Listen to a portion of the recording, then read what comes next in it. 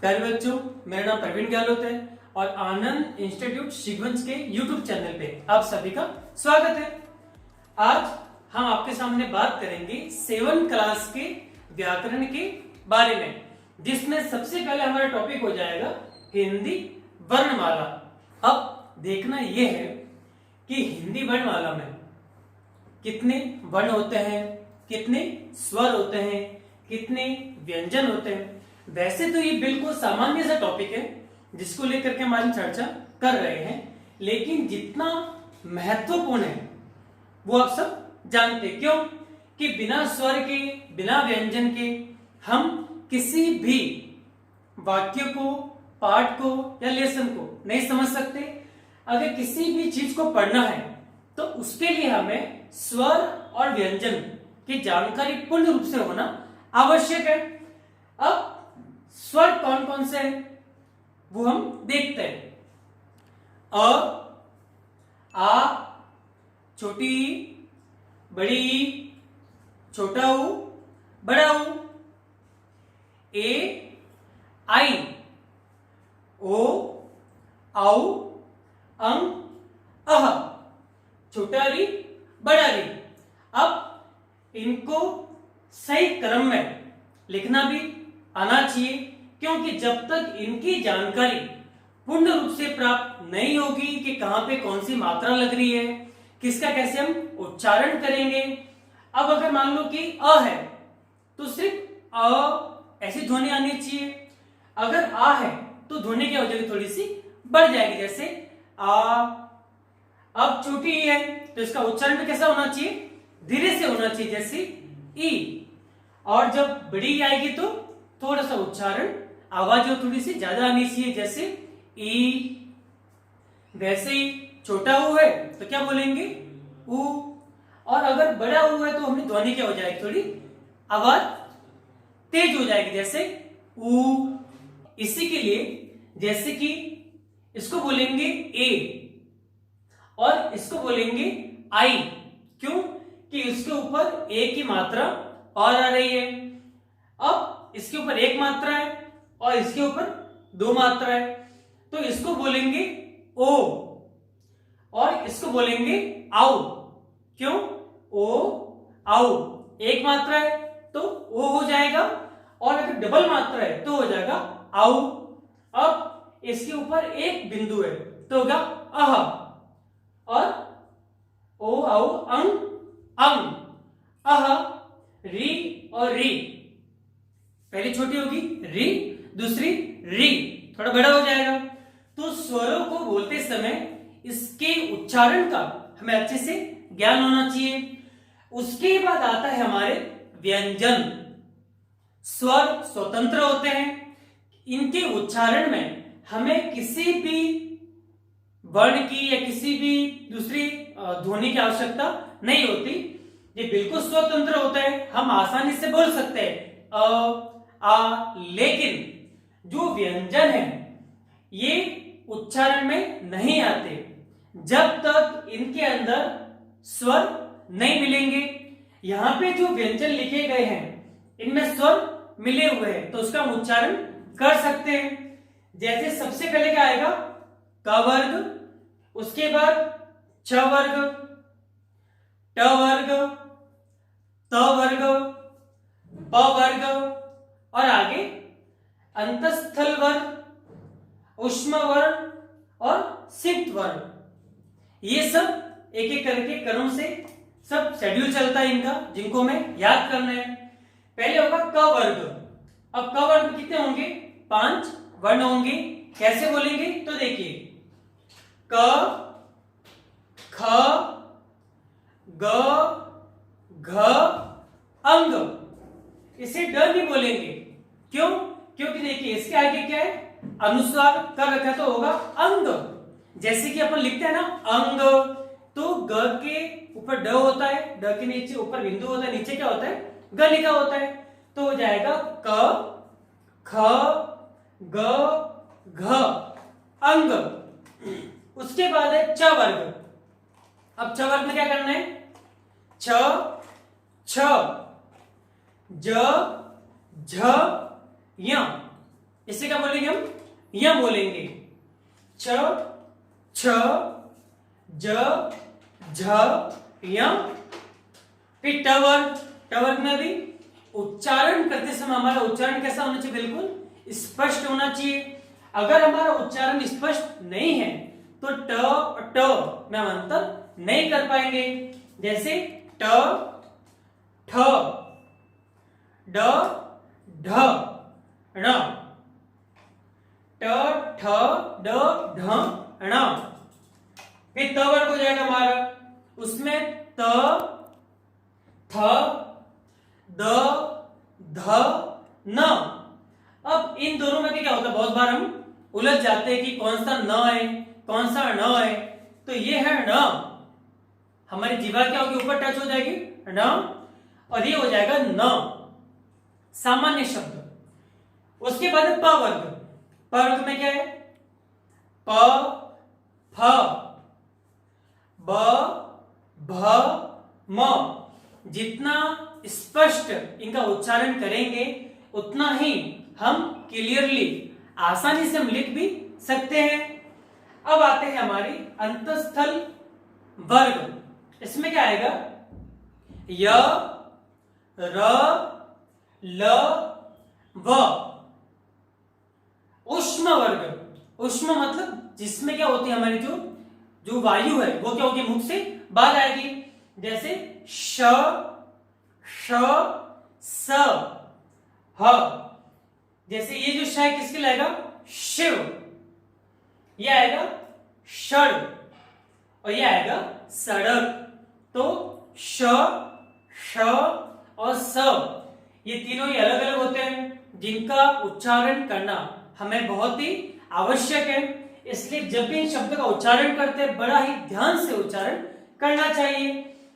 फिर है संयुक्त वर्ण। ये जो भी वर्ण है ये क्या होता है? दो वर्णों से मिल करके एक नया वर्ण बनता है। जैसे श्र, त्र, ज्ञ। क्या लिखेंगे? क्षेत्र, त्रीणी और ज्ञान। इस प्रकार हमारी वर्णमाला क्या होती है? पूरी हो जाती है। जिसमें आपको ध्यान रखना है स्वर कौन कौन से हो जाएंगे? अ, आ, ई, उ, ए, आई, ओ, औ, अं, अह, री, री। फिर व्यंजन हो जाएंगे क वर्ग, छ वर्ग, ट वर्ग, त वर्ग, प वर्ग। उसके बाद अंतस्थल वर्ग, फिर ऊष्म वर्ग, और अंत में आएगा संयुक्त वर्ग। अब इनकी जानकारी प्राप्त करने के बाद हमें देखना यह पड़ेगा कि किस प्रकार इसको हम समझ सकते हैं। तो देखिए यहाँ पे परिभाषा लिखी गई है। अब इसमें क्या तो बहुत सारे अलग अलग टॉपिक हो जाते हैं। जैसे सबसे पहले ध्वनि आएगी, फिर वर्ण आएगा, वर्ण के बाद शब्द आएंगे, फिर वाक्य आएंगे, फिर पद आएंगे। तो ऐसे क्रम से बिल्कुल चलते हैं जो हम आगे पढ़ेंगे। अभी देखते हैं हम, यहां पे देखिए इसको बढ़िया से समझना है। मानव द्वारा यानी हम लोगों के द्वारा प्रकट की गई, प्रकट मतलब बोली गई सार्थक ध्वनियों को, सार्थक मतलब ऐसी ध्वनि जो सामने वाले को समझ में आए, भाषा कहा जाता है। बहुत बार आपने देखा होगा, अपन कोई बात किसी को बताते हैं तो सामने वाले क्या बोलता है? फिर से पूछता है, बोले क्या? होता है बहुत बार ऐसा। अगर आप कोई बात किसी को बता रहे, अगर सामने वाले को बात समझ में नहीं आ रही है तो क्या होता है? सामने वाला बार बार पूछता है, क्या कह रहे हो? नहीं नहीं नहीं, फिर से बोलो। तो ऐसा नहीं करना है। जितनी सार्थक ध्वनियों की प्रयोग करेंगे हम, जैसे आपको कहना है आप कहां जा रहे हैं, तो स्पष्ट बोलना है। आप यदि गति से बोलेंगे, फास्ट बोलेंगे, तो सामने वाला इसको नहीं समझ पाएगा। आप बोलेंगे कहां जा रहे हो, तो ये वाक्य सुनने वाले को समझ में नहीं आएगा। तो आपको करना यह है कि जिन भी ध्वनि को प्रकट करते हैं, आप बोलते हैं, वो कैसी होनी चाहिए? सार्थक होनी चाहिए। उसका उच्चारण भी कैसा होना चाहिए? बिल्कुल साफ साफ होना चाहिए। उसे हम क्या कहेंगे? भाषा कहेंगे। वैसे भाषा की बहुत सारी अलग अलग भी परिभाषा है, उसको भी हम आगे पढ़ेंगे। अब भाषा का मूल रूप मनुष्य के मस्तिष्क में बोधन और अभिव्यक्ति की क्षमता का विकास। आपको देखने में एक बार इसका अच्छे से स्क्रीनशॉट ले सकते हैं, उसके बाद आप आराम से इसको पढ़ सकते हैं। मनुष्य के मस्तिष्क में, दिमाग में बोधन यानी समझना और अभिव्यक्ति, आप किस प्रकार सामने वाले को समझा रहे हो, कि क्षमता का विकास करता है। अगर आप सामने वाले को बात समझा रहे हो और सामने वाला यदि उसको बोधन नहीं कर पा रहे, समझ नहीं पा रहे, आपकी अभिव्यक्ति सही नहीं है, जो बात समझाने की प्रयास कर रहे हो वो बात बढ़िया से नहीं समझा पा रहे हो, तो ये क्षमता का क्या होगा, अगर अच्छे से समझा पा रहे हो तो सामने वाले का जो विकास है बुद्धि का वो हो जाएगा। अगर अच्छे से नहीं समझा पा रहे हो तो बात नहीं समझ पाते सामने वाला। जैसे उदाहरण के लिए देखते हैं, छोटे बच्चे होते हैं एलकेजी में, एचकेजी में, अगर सामने वाला अध्यापक जो गुरुजी है, अगर बच्चे को बढ़िया से नहीं सिखा पाएंगे, अच्छे से उच्चारण नहीं कर पाएंगे, तो बच्चा कैसे सीखेगा।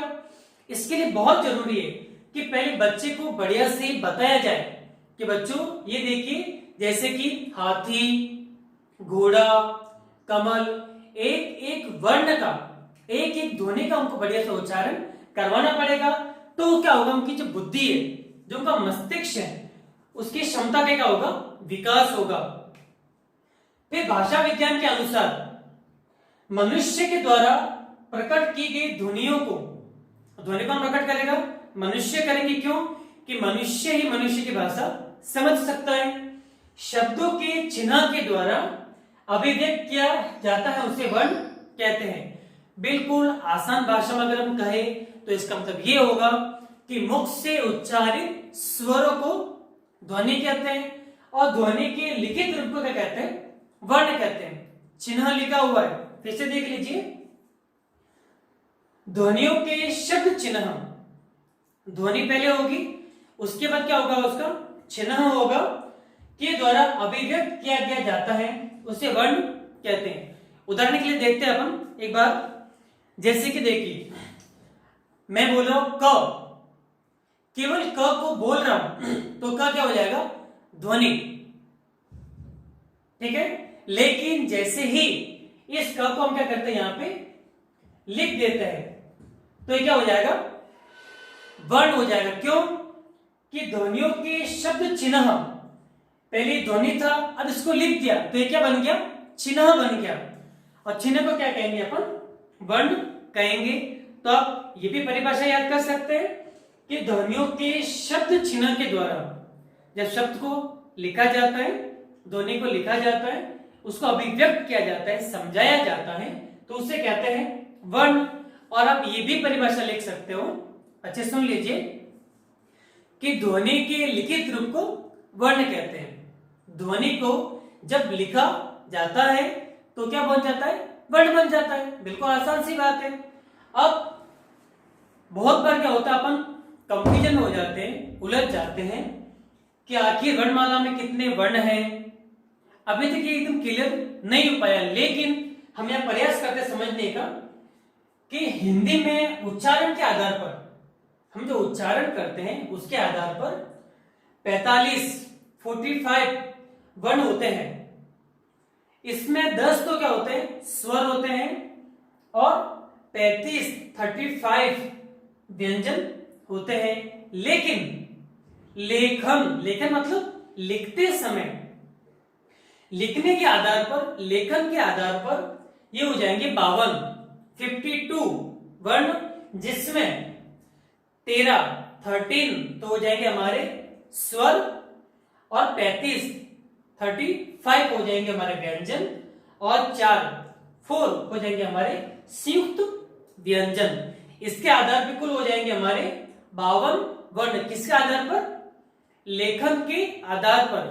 अगर बोलते समय हम बोलेंगे तो क्या होंगे, बहुत सारे शब्दों का प्रयोग नहीं करेंगे, लेकिन जब भी इनको लिखा जाता है तो सारे ही वर्णों का प्रयोग हमें करना पड़ता है। इसके आधार पे देख लिया कि स्वर कितने होते हैं, व्यंजन कितने होते हैं। अब हमें देखना पड़ेगा कि आखिर स्वर में और व्यंजन में क्या अंतर है। आप कैसे पहचानोगे कि स्वर कौन सा है, और कैसे पहचानोगे कि व्यंजन कौन सा है। अगर व्यंजन का उच्चारण नहीं हो सकता, तो ये पता लगना बहुत जरूरी है कि आखिर व्यंजन में ऐसा क्या होगा, कौन सा वर्ण जुड़ेगा या कौन सी ध्वनि उसके अंदर जुड़ेगी, तब जाकर के व्यंजन का उच्चारण होगा। तो स्वर को और व्यंजन को हम जो है वो आगे की वीडियो में डिस्कस करेंगे, पढ़ेंगे। जय हिंद, वंदे मातरम।